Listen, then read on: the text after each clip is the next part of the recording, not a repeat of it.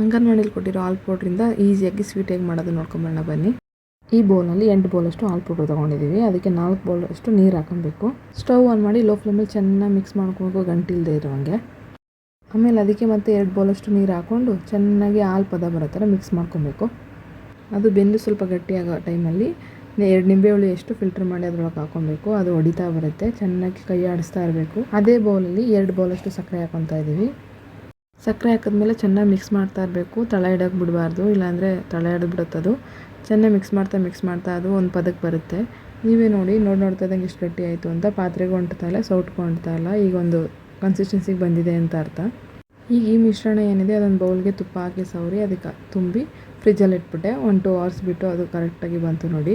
ಈಗ box type ಬಂದಿದೆ. ನಮ್ಗೆ ಯಾವ ಸ್ಟೆಪ್ ಬೇಕೋ ಆ ಸ್ಟೆಪ್ ಕಟ್ ಮಾಡ್ಕೊಬೋದು. ನೋಡೋಕ್ಕೂ ತುಂಬ ಚೆನ್ನಾಗಿತ್ತು, ಟೇಸ್ಟ್ ಕೂಡ ಅಷ್ಟೇ ಸೂಪರಾಗಿತ್ತು. ನೀವು ಟ್ರೈ ಮಾಡಿ. ಫುಲ್ ವಿಡಿಯೋ ಆ್ಯಡ್ ಮಾಡಿದ್ದೀನಿ, ಚೆಕ್ ಮಾಡಿ.